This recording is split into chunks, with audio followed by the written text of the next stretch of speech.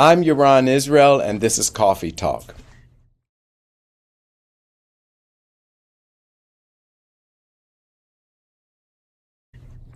Hi, everyone. I'm Kim Perlak. I'm the chair of the guitar department at Berklee College of Music, and welcome to another Coffee Talk. Joined as usual by Sheryl Bailey, our assistant chair. How you Hey, doing, Sheryl. everybody? And Ben Cody, our senior coordinator. Hey, Ben. Good morning. And our guest today is Yoron Israel, who's the chair of the percussion department. Hey, Yoron. All right. Thank you for having me. It's a pleasure to be among the guitar department. We're really glad to have you here, too. And the first question we ask everybody is, how do you take your coffee? Like, do you drink coffee? And how do I'm you not a big coffee drinker, but I love tea. And one of my favorites is London Fog, which is, kind of which is a black tea. But every now and then, Kim, I have a French press at home. So I always, and from traveling here and there, I always pick up like exotic coffees.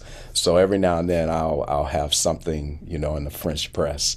And I like it with a lot of non-dairy milk. So I'll have coffee with almond milk or oat milk, kind of a latte, I guess, kind of thing. Yeah. So sometimes people have said that their career, their travel, their work in music has influenced their beverage choices. Is that true for you? I think so. It's like sometimes when you're traveling, you want to take back a piece of wherever you've gone.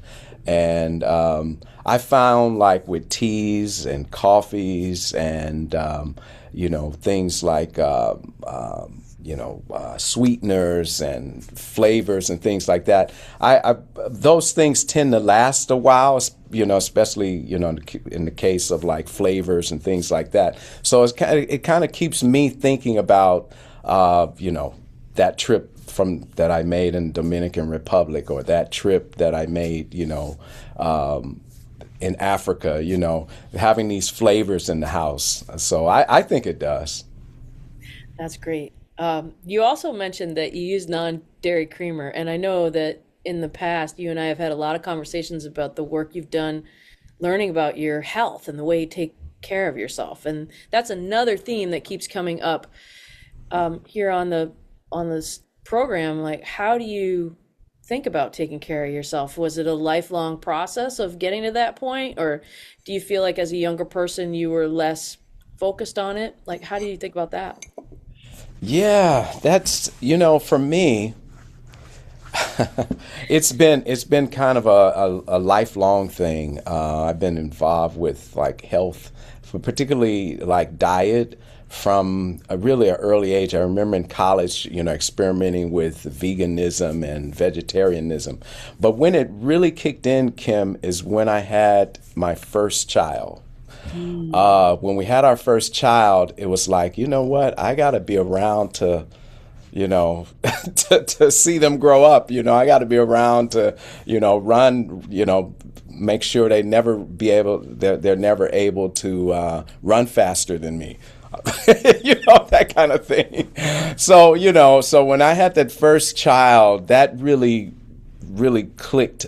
It was like at that point, because I had always been experimenting with different things, but it was, to come and go, but in 1991, when my oldest daughter's named Gabrielle, when she was born, it's like, okay, it became really a lifelong thing.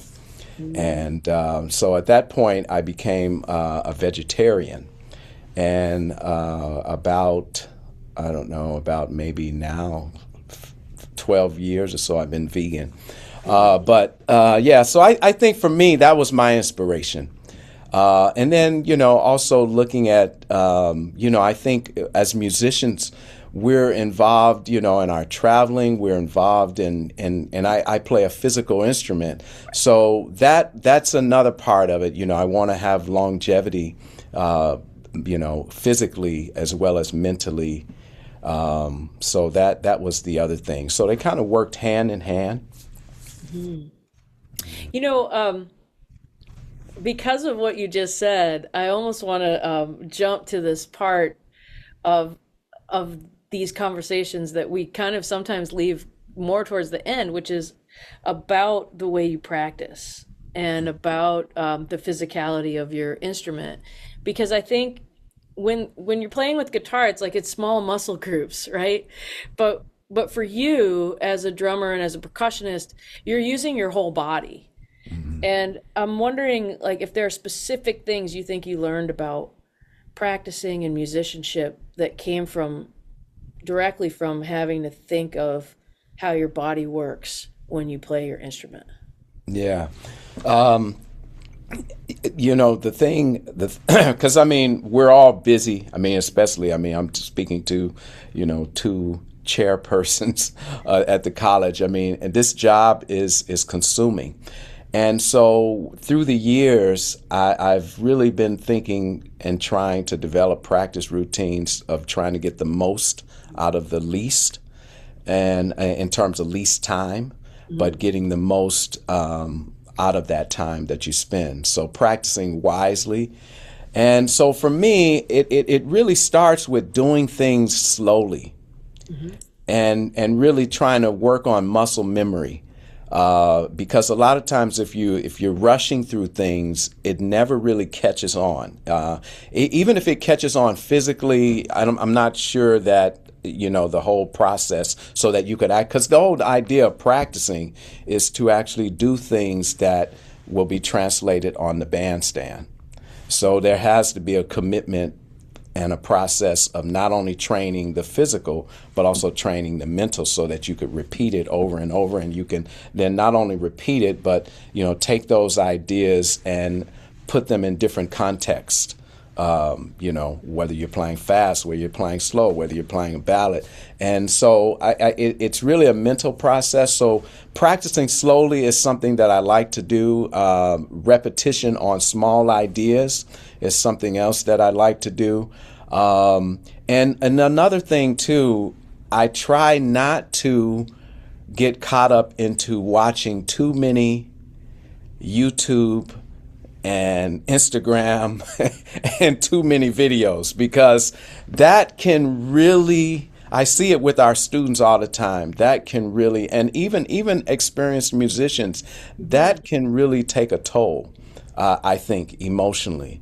But getting back to your question in terms of physical, the thing too with me is that aside from the actual playing the instrument, is getting the body ready.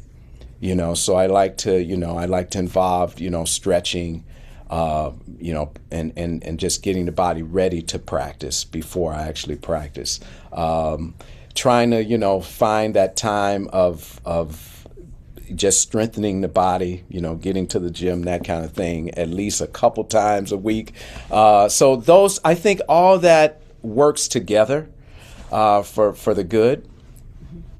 Your spiritual attitude, that's key as well, and that goes along with not getting so caught up into watching what everyone else is doing and then comparing yourself to that continuously.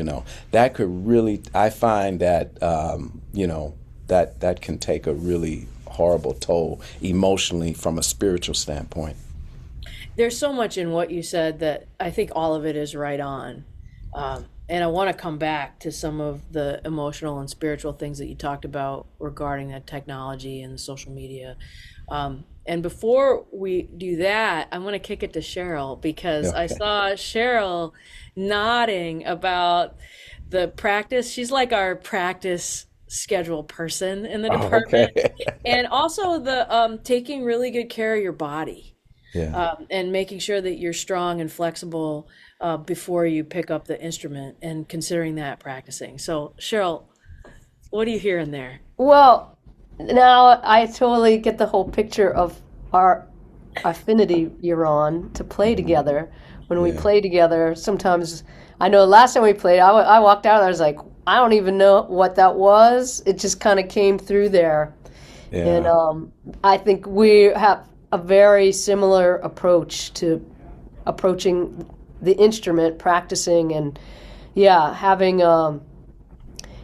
especially when you're on the road, you've been on, both of us have spent a lot of time in the road, keeping yourself physically fit, especially with drums, you got those trap cases and all that stuff. Sometimes I often think it's getting to the gig that wears you out more than the gig. So you have to be ready for that. But there's this thing about practicing slow. I really feel strongly about that in that, yeah, we are a central nervous system with emotions and thoughts, but really that's what we are training that. And, people say, well, how do you play fast? And it's really, you have to feel it and understand it slow. And then you just do it faster, which seems kind of maybe a flippant response to that. But it's really that. I always feel that way about, there's a foundation of time. And when you slow it down and you feel where things are in the pocket, in the best place, once you feel that, you can't unfeel it. You know what I mean? But you need to slow it down. I think, too, we have so much stuff coming at us fast, so I think that also connects with what you're talking about spiritually and mentally. We have to calm all of that down to be able to take it in and then concentrate for a long time. I love what you're talking about, small ideas. I'm actually really into that, too, just taking a fragment. Sonny Rollins was a master at that. Yeah. Just folding and unfolding it and opening it and breaking it apart. So yeah, that's cool. Also, maybe at some point we could talk about your thoughts. I know you've played with some of the great guitarists like Jim Hall and other folks. Maybe at some point we could talk about how, if you feel it's different to play behind a guitarist than a piano player, or what kind of thoughts that you have, because you've obviously been in some really amazing situations. Yeah, that's very interesting. That contrast. Playing with guitar. I mean, I've been playing with guitars ever since I could remember. My best friend, one of my best friends I grew up with, actually two of them were actually guitar players, and one you might even know because he's gone on and he's played with Cassandra Wilson and others. Marvin Sewell. We grew up together, and he was one of my best friends, growing up in Chicago. Another gentleman, Charles Smith, he still playing locally, but he was a great player. He could have gone on to do some amazing things. So that's always been a part of my community, so to speak, like close-knit. And one of my first groups that I led was a quintet without piano. As a matter of fact, Marvin was in that band. And it's funny because that band, how I met, one of my first opportunities, major opportunities when I moved to New York was with the great guitarist Kenny Burrell. And Kenny Burrell actually saw that band. He was playing in Chicago, and we opened for him. That quintet that I'm talking about. So that really connected Kenny Burrell and I, to hear these young. I guess we were maybe in college at that time, and a couple years later, I'm sharing the bandstand with him. But I always found that the guitar allowed a bit more space and didn't cloud the music as much. Because in that quintet, we still had, two horns, bass, drums, and guitar. So, but I wanted to have a more of a spatial type of sound as opposed to just hearing, ringing chords. And so that was one thing, and it allowed for almost, I mean, you do that with piano too. It can be percussive. It is a percussion instrument, but it's a slightly lighter approach. It can be. Also, I like, in the case of that quintet, I like a lot of times that guitarists can have the guitar sound different, by using effects pretty easy, as opposed to bringing, a keyboardist. In order to do that, they have to bring, at least a couple instruments in order to do that. But with the pedals, I like that aspect of maybe some purists might not like that, but I like that aspect of being able to change tone as needed. And so, so from there, playing with Kenny Burrell was eye-opening because, here was somebody that had, I'm talking about space, right? But he had such a huge sound on the guitar, and he covered so much space, and could just the knowledge and the ability to make the music feel good. His feel was just impeccable. So to actually have that in as a foundation on like a national, international level, I did about 3 recordings with Kenny in the process of touring all over the world with him. And one interesting thing that happened, I hope I'm not going too long here, but I think this is relevant. How I met James Williams, we're getting away from the guitar thing for a minute, but Kenny had a performance. Most of the performances that we did, by the way, were trio. And also at that time, he had a guitar band with Bobby Broom, Kenny Burrell, and Rodney Jones, I think. And so I played in that guitar band, but most of our performances were trio. And then later on, we started a quartet with Jay Hogarth. It became a quartet. But Kenny had a gig. We were playing at the Blue Note in New York, and I was so surprised that it was the first time that he opted to actually utilize a keyboardist. And so I was really excited about who is he going to choose, who would fit, who would complement him. And that's how I met James Williams, actually. James Williams was the pianist that he chose to play those couple weeks that we played. And so that's because I have a long history with James Williams as well. So that was the beginning of that. But to go on, Jim Hall. I got a chance to play with Jim, and that was a quartet band, no piano again. And Ed Cherry, another guitarist who I spent a lot of time playing in his bands, and he's played in my bands. Of course, Marvin. It's on a couple recordings of mine. So and I'm sure I'm leaving out a few, but I love the space that creates the guitar thing. I'm actually, being that it's John Coltrane's centennial year, I'm actually looking to they did a record, Kenny Burrell and John Coltrane, and it's now, that record is hard to find. And some of that music on that record, I'm planning on doing a concert later on this year and recreating some of that music, because it was interesting hearing that record and hearing the quartet with guitar instead of piano. Very, very interesting. And it's a more bebop oriented record than John Coltrane's fame. Now, it was my understanding, you could correct me on this, that might have been a gig for Wes Montgomery, but Wes felt intimidated by Coltrane, so he didn't take the gig. I don't know if that's just a legend. Wow. But that could have been another thing too, but I look forward to hearing that. That's when they play Freight Train on there, right? Freight Train, that's the one. All you guitar players, you need to find that record. That's Kenny Burrell and John Coltrane. It's a hard record to find now, because people have they've pieced it together, so it's really kind of hard to find. You might find Freight Train on something else, but to find the original recording is kind of hard now. But that's my take on guitar. And it's interesting too.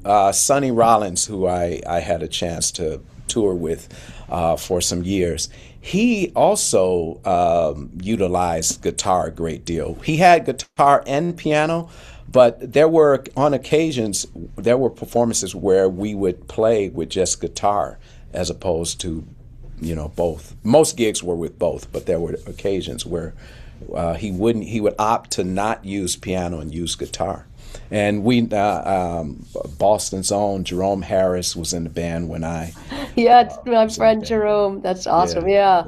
I But you just did. saw him maybe about 4 months ago. I hadn't Oh seen him man, in years. I Yeah, know. Tell him I said hi. He's yeah, one of a kind. Amazing. Oh my goodness. yeah.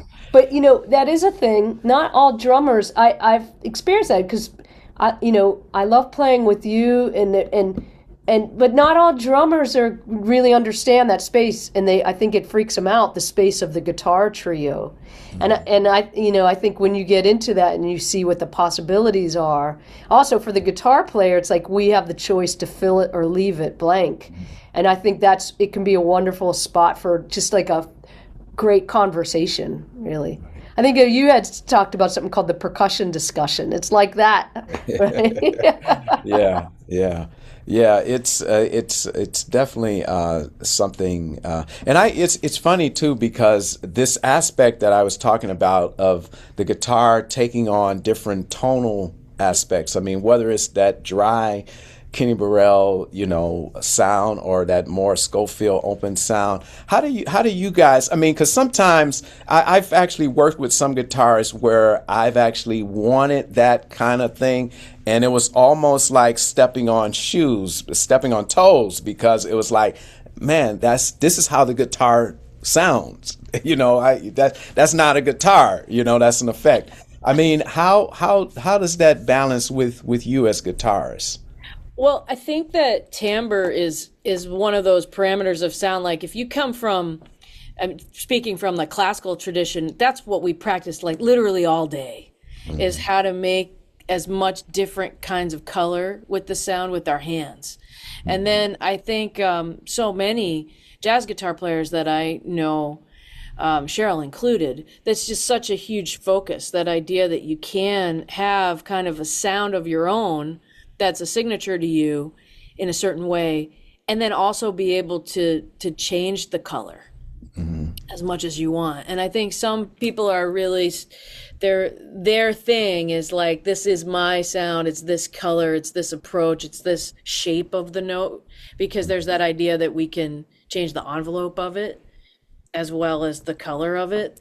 And some people just like have their own, this is how I'm always going to be. And then I think there's others of us that really value that ability to change. Yeah, yeah. That's what I would say. Sheryl, what do you think? Yeah, I mean, I think there is such a challenge of just playing. I mean, I feel I love to mess around with things, and I came up as a rock player and stuff. But then when I got into just, plugging the guitar into the amp, there's that challenge of, making that your whole instrument, making that expressive. But I love if somebody says, bring out your wah-wah or bring out some overdrive, I'm happy to do that too. So, I guess it's just how much, Kim, I think you're right. I guess it depends on how much you're wedded to that identity of that sound, you know? I think that's right. Yoron, that's something I'm hearing in all of your discussion here that I think is really interesting for us to think about as guitar players, talking to percussionists and drummers, is that so much of your life as a performer is finding a way to take your sound and work within the context of a different leader. And then you're also a leader yourself in so many ways. And I think that is interesting. I wonder if you would talk about that a little bit, like how you think about, like, you have a distinctive sound that's your own, that sometimes people are looking for, that we all recognize when you're a leader. And then to play with different people, you're also very much in tune with what they're valuing and who they are. And I think it'd be interesting if you wouldn't mind talking about that for a little bit. Like, how did you work on that and develop it? And how do you practice for that? Yeah, yeah. It's for me. It all goes down. It goes back to serving the music first. I want to. Of course, I feel that within that, I can't help but be myself. It's only one me.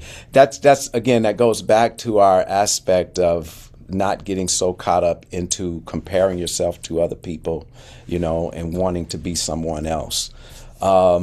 But at the same time, different situations call for different things. I mean, just from the standpoint of equipment, if I go to one play with, let's say, well, I'll just say if I play one particular thing, it may require, let's say, I always give choice around cymbal choice. If I'm going to this job, what kind of cymbals would be appropriate for that? If I'm playing with a singer, I would probably bring a different set of cymbals than if I was playing with a big band, let's say. And not that that's going to take away from my sound, because my choices of how to interpret the music is going to be personalized. But at the same time, I want to do what's appropriate for the music. But within that framework of doing what's serving the music, there's still room to be yourself. I never want to go to someone else's situation and say, well, I'm just going to be me. You guys work around me. That would be really, I know players like that. But I just never have found that to be very gratifying. When I leave the job, did we touch people in the seats? Did our music really make a difference? Maybe did our music really impact people in a positive way? And a lot of times, if you're thinking about it from just your own point of view, it probably didn't. But if you're thinking about it from the overall group's point of view, and then I mean from and let's be realistic too, in this competitive environment of music, you want to be hired again. So you want to make sure that leader is happy in terms of sound, in terms of approach to the music. And I think the best way to do that is to serve the music. I think, I've worked with a lot of different configurations and people. What came to mind when you asked that question was, at the great vocalist Abby Lincoln, who I had a chance to tour and record with.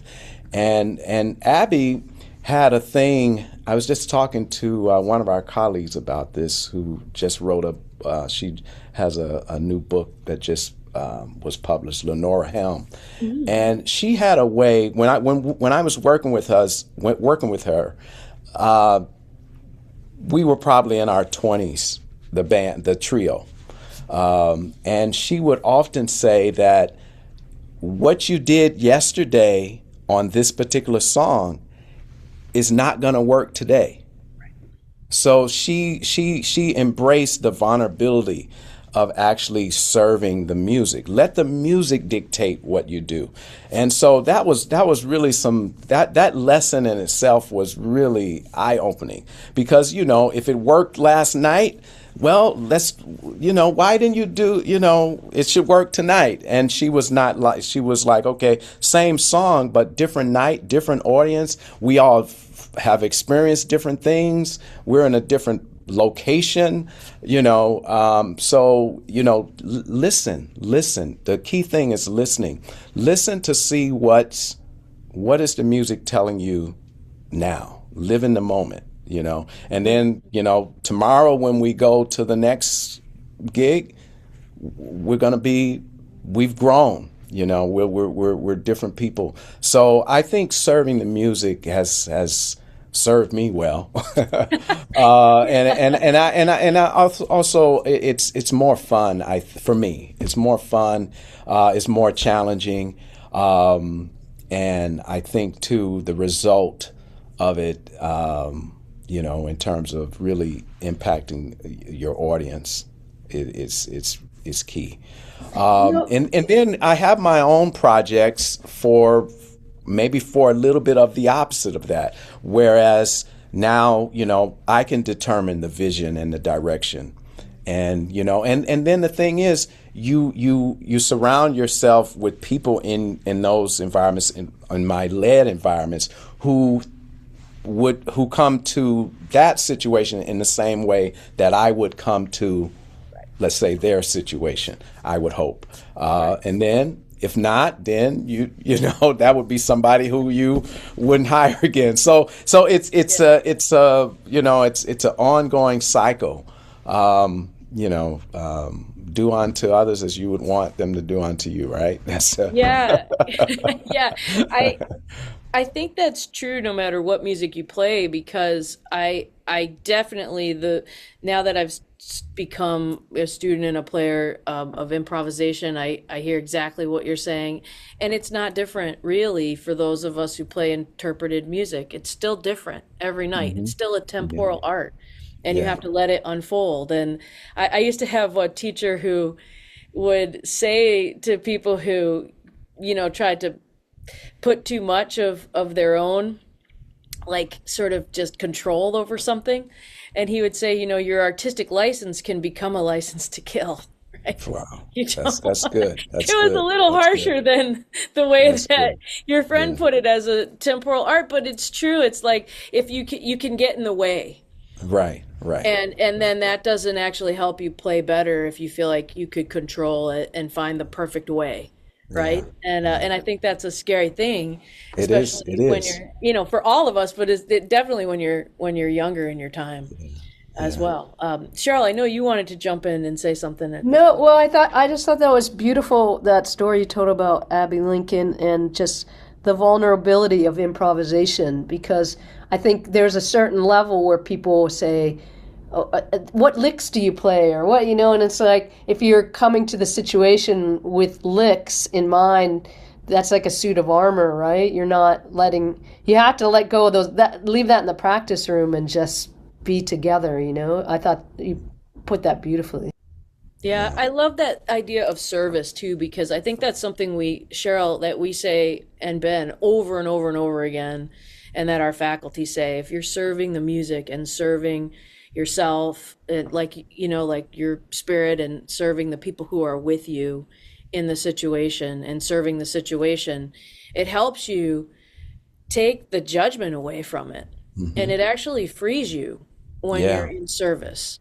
Yeah. And so I love to hear that stress. The other thing I'm hearing as you're talking about that approach is that there really is a difference between listening to learn and consuming things like on social media that turn out to be comparative and in some ways destructive, maybe even unintentionally.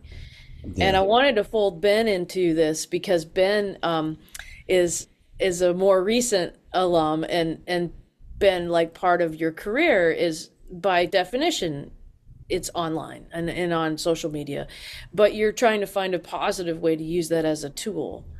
And I think it'd be great to hear you and Yoron kind of talk about, because I think, Yoron, you've pointed out some of the pitfalls, and it would be nice to hear Yoron as a chair, and then Ben as a younger professional. Like, what are the ways you each think that things could be used positively there, and then what are the things that you sort of feel like you need to guard against? Ben, do you want to jump in? Yeah, yeah. So I mean, I guess I'll start with I'm very grateful that kind of the generation that I'm in. I was kind of one of the last people that really grew up without social media the way it is now. I'm like, there was Facebook when I was coming up, but it's like no one had smartphones. It wasn't in front of you like 24/7. So I kind of grew up musically. Before I came to Berkeley, I was playing anywhere and everywhere with whoever I could. I came to Berkeley. I didn't really have that distraction of social media while I was here. And then, after I graduated, that's when I kind of started focusing on, trying to use social media in a way that was more of a marketing tool, for other professionals, and to be able to market myself as a musician, as a brand, my band. And I know I've said it before, I think, in this podcast, but I always kind of think of Instagram as kind of this generation's MTV now, in the sense of it's a great tool to market yourself, but it's not necessarily an art form in itself. I guess you could argue maybe some aspects of it you can get creative with, but it's not meant to replace the art, right? Which the art is being a musician, and being able to know your craft and being able to perform. And it's interesting because, I mean, it's opened up more opportunities for me than, any tour I've done. And I've been able to take advantage of those opportunities. But I've been able to have the opportunities to perform and work with some people over the past few years that kind of did things the opposite way, where maybe they got big online first, but they didn't really have the experience of kind of the real professional musicianship side of it. And some of them were able to hang and be able to say, all right, this is what I got to do, and then some of them aren't, And I'm happy that I was able to kind of go the direction that I went, where the musicality came first. But yeah, it's definitely something that if you get too caught up in spending your time on just trying to market and brand yourself online, that'll only get you so far. In my experience, at the end of the day, it's still about you as a musician. You working on your craft and being able to perform. When you get the opportunities, but it's the balance of still recognizing that, all right, it's 2026. Yeah, I know a lot of us, including myself, probably don't like social media, but it's still it's necessary, and just being able to have that awareness of how to use it, and having the awareness of saying, all right, maybe I need to take a break. and the other thing I say as well is it's that there's kind of, you're buying or you're selling, right? So you want to be a seller essentially and use it to market yourself. And the other way I look at it too is, hey, if I can inspire younger kids to pick up an instrument and try to get bitten by the bug, so to speak, and maybe have them get into it in a positive, healthy way. And I try to kind of have that message too of being a musician online. Then I feel like that's a success as well. But it's definitely, you don't want to get caught up in being the buyer, so to speak, and just constantly doom scrolling, as they call it, and just kind of going through and just you want to have that balance of, and that awareness of being able to put your message out there, your professional identity, and then leave it at that. In my opinion. Yeah. Yeah. Yeah. Yoron, how do you have a way that you approach this with younger players or with students when in order to get them to listen to music, like to learn about the history of music, and maybe do that off of their phone?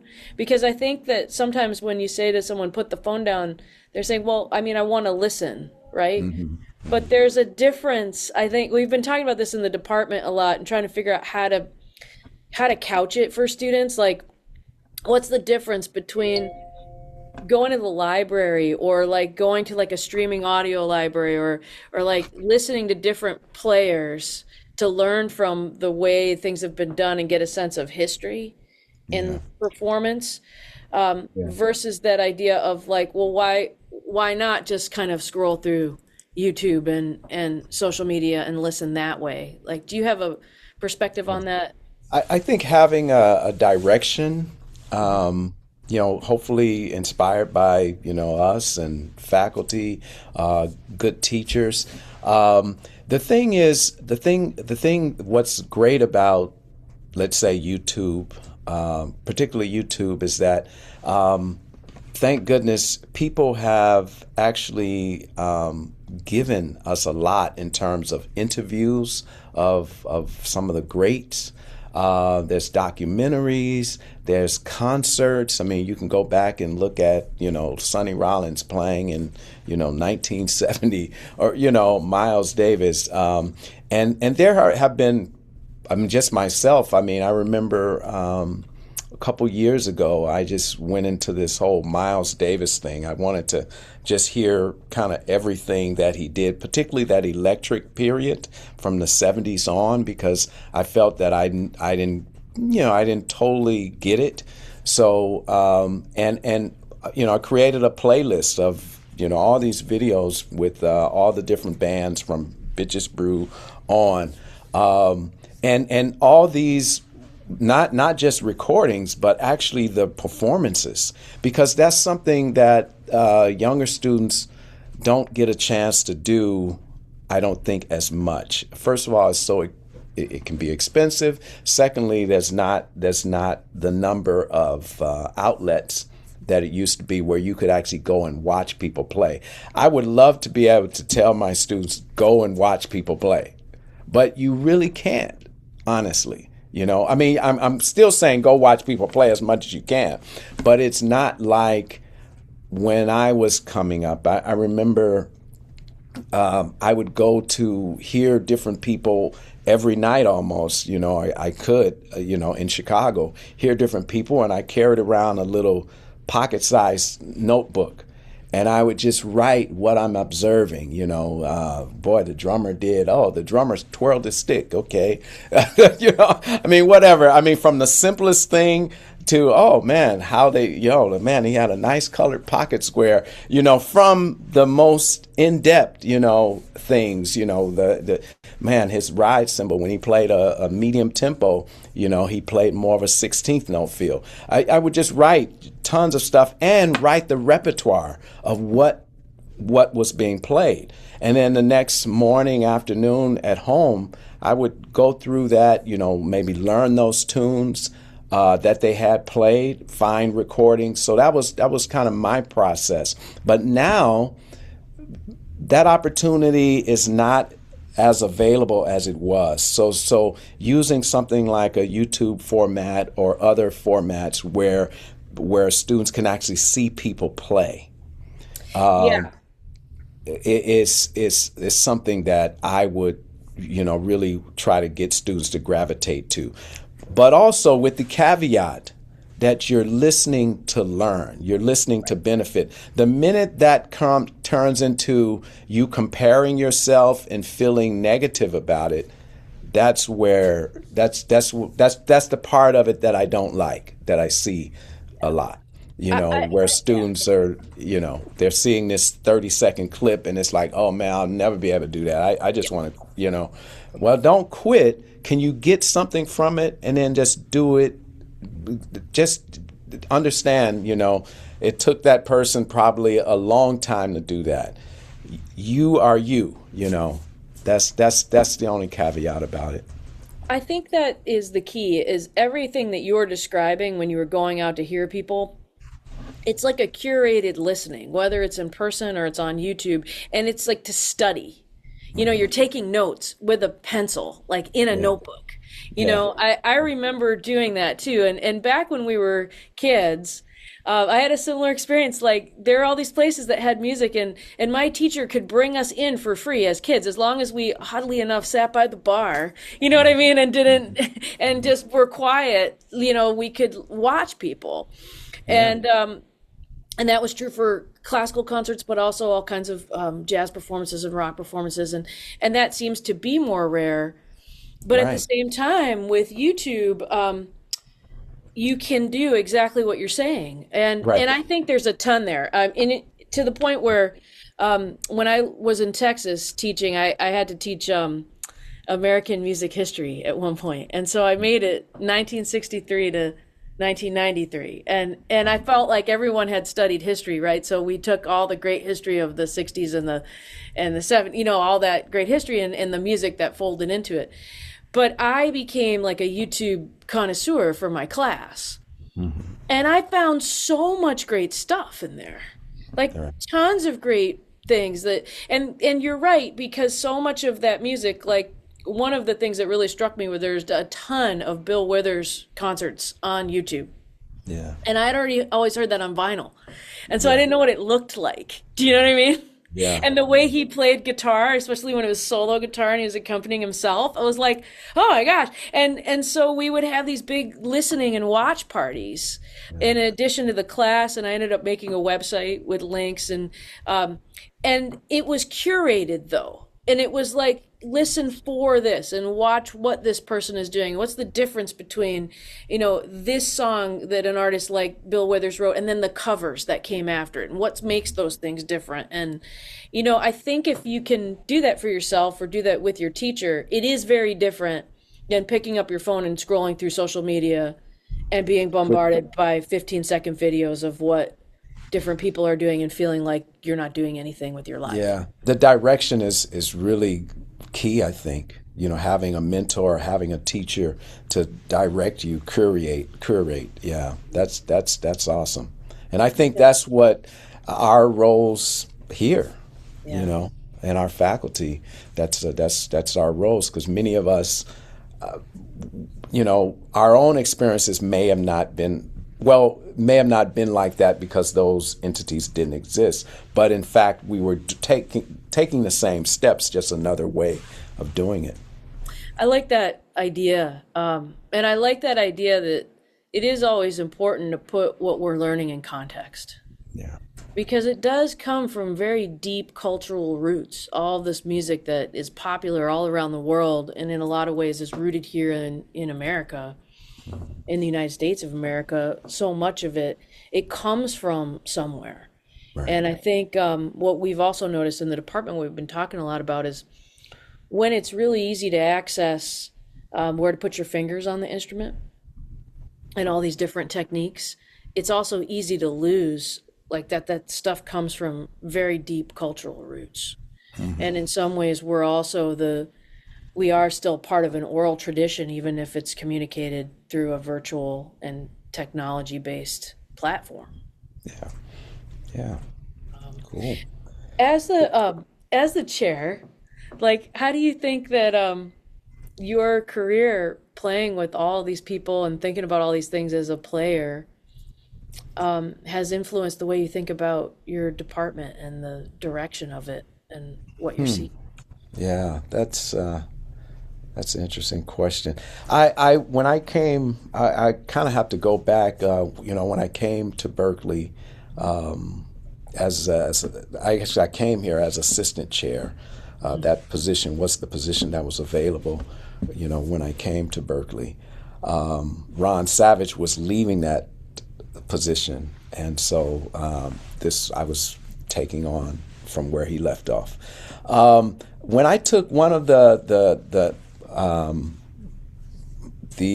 my inspirations is to, I've had the privilege of performing, recording, and touring with some fantastic artists. So, and not only that, I feel that some of my teachers that I've had, before that prepared me for all that were phenomenal. I didn't get a chance. I didn't really fully appreciate it until much later. But even now, in retrospect, when I think about, what they did and how they did it, it was like phenomenal, So my inspiration is always to think about, well, I'm actually continuing their legacy. They will never get a chance, like my students, they will never have an opportunity to actually sit in a club and hear Art Blakey live. But through me, Art Blakey's message can be carried on.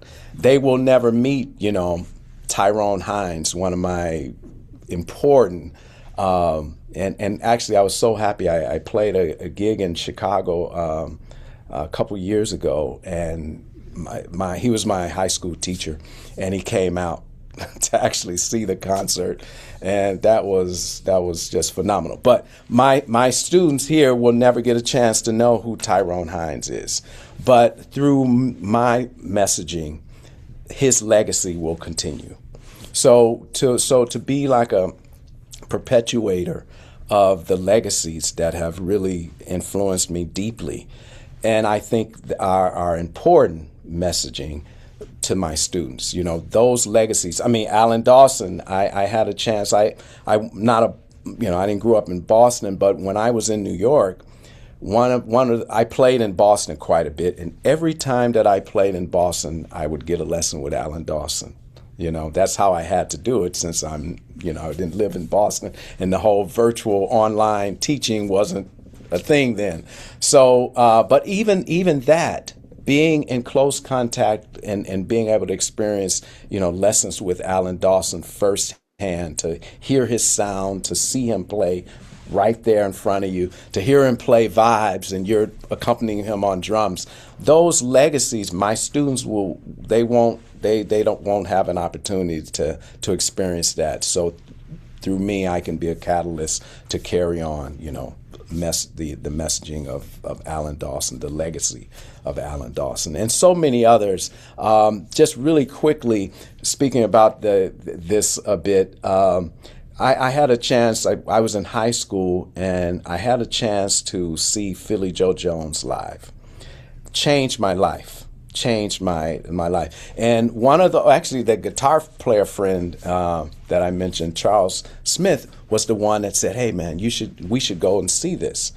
And so we went to the Jazz Showcase, and we went to see Philly Joe Jones. I'd never heard a drum set sound like that. And we were there. It was just spectacular. But then after the concert, after they played, Philly Joe got on the piano and was playing tunes on the piano. I mean, we were just hanging out, probably too intimidated to say anything, but we're just there witnessing this. And played beautiful piano. Now, my students will never get a chance. I mean, no way they could live that, but through me, I can tell that story. I can actually, inspire them in that legacy. But on YouTube, I found this interview of Philly Joe Jones. It's done. I can't think of the name of it right now, but it's a series. This Howard University, I believe, curated this. And there is a video out there where the interviewer was great because he had Philly Joe play as part of the interview. And so he talked about Philly Joe's upbringing, his whole story, and then had him play a drum solo. And, the brushes, the whole nine. And Philly did a fantastic job of just the whole history of just showing the scope of his musicianship, as a drummer. And then, if that wasn't enough, the interviewer was savvy enough to say, hey, I understand, you play piano, and had him play a solo piano piece. And so that's something that students can see now. I saw it, back then in the club, but they have that. So that's what I'm saying, that the beauty of, like, if you can use social media to affect students like that, that's the way to use it. So it's that balance, as Ben was saying, I heard in what he was saying, it's a balance that you have to maintain. I really love that idea because I agree with you 100% that, in a lot of ways, what we're teaching is foundational skills that allow you to be deep and also versatile on the instrument. But so many of these skills, they are the techniques and the materials. They're also the oral history. It's just embedded in who we are in a community. And that's the kind of thing where it's like, you can't, like, if it can just kind of slip through your fingers if you try to break it up too much. Yeah. It is that holistic experience that I think you've brought up right from the very first answer to your very first question, that all of what we're doing is a holistic experience. Mm-hmm. Yeah, definitely. Ben has a question that he asks everyone. Okay. Let me get ready. Let me brace myself. Are you ready? Are you ready? This is the one that gets chopped up and used. Go ahead, Ben. All right. So, what is the question that you think students should be asking that maybe they're not thinking of? I think students should be asking more about the people that are here, the resources that are here, their teachers, the faculty, the chairs. They should be asking more about what they did. Not can you show me this lick, can you show me this scale, can we, let's go through this book. But more, they should want to understand who these people are and what they've accomplished and the experiences they've had. And sometimes it's not always easy to decipher that as a mentor, as a teacher. But if students were more persistent, I think they would gain more. It may not happen in one meeting, is what I'm saying. But if they could be persistent and really be interested in that, I think it would lend another layer of learning to their Berkeley experience. Because, I mean, when you think about the experiences that, I mean, just in any given department, right? If you just take, I don't know, just take 5 faculty members, and when you think about all that they've done, you know, to tie into that some way, and what'll happen is that the faculty member will say a name, and of course that student won't know that name. And so it'll point the student into, we're talking about that, you know, curating. It will point the student to find out who those people are, and then learning happens in a deeper way beyond just, you know, playing the scales and that kind of thing. So I think that's I know even myself, students don't ask anywhere near those kind of things, you know. And it's because we're all moving so fast. I mean, they have to do a final exam, you know, we're all moving so fast, but I think that would give another layer of learning if we could somehow, you know, investigate that more. Sheryl, what's on your mind?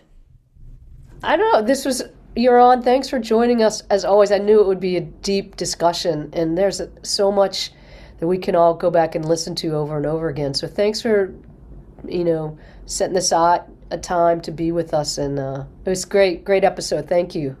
Thank you guys for inviting us. I keep saying us, but I mean It is us. Yeah. the percussion department representative. Well, thank you for inviting me. I really appreciate being here. It's such a great platform that you guys are doing, and I'll be by to get my coffee mug. Absolutely. We'll have one for you. I think that if you're listening to this and you're a guitarist, go back and write down every name that Yoron Israel mentioned and listen to those people, including Yoron Israel. Yeah. And because I think you're right. I think there's so much we can learn from each other, and we all are in this community together moving forward. And I think that's one of the biggest gifts and the biggest resources here at the school, no matter how you're a part of it, whatever department you're in. Yes. So thank you so much, Yoron, for being with us. Yeah, you're welcome. Really You're appreciate welcome. it. And thank you, Ben. And thank you, Sheryl. Yes. And thanks everybody for listening. And we are going to continue this conversation together. But for the rest of you, we will see you and be with you on the next Coffee Talk. Thanks, everybody. Thank you.